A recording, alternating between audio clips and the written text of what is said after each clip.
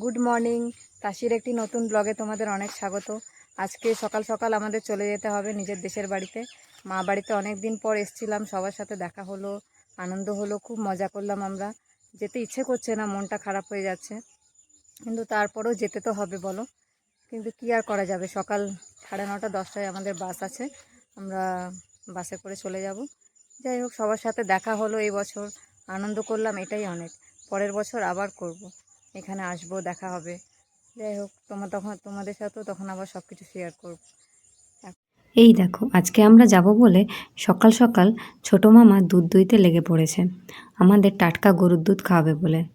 মাঝে মাঝে গ্রামে আসলে এই এক ভালো বিষয় হলো আমরা টাটকা শাক সবজি, দুধ, মাছ, মাংস সব কিছু অর্গ্যানিক এখানে পাওয়া যায়। কত এটা? 1 বালতি দুধ হবে এটা? না, দুধ হবে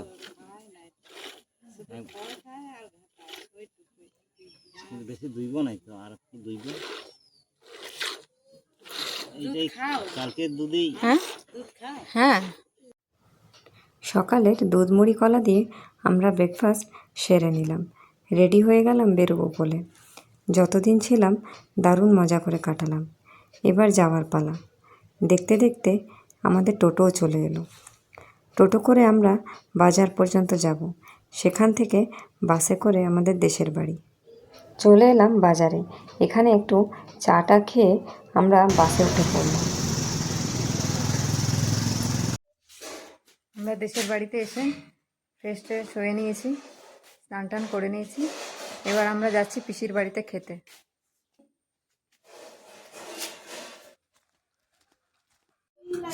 আমাদের মেনুতে আজকে আছে উচ্ছে ভাজা, শাক ভাজা, ডাল, আর এটা হচ্ছে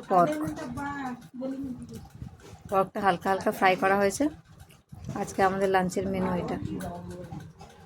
রবির ওইদিকে খেতে বসে গেছে। আজকের ব্লগটা এইটুকুই। ভালো লাগলে তোমরা অবশ্যই একটা লাইক, কমেন্ট আর সাবস্ক্রাইব করে দিও।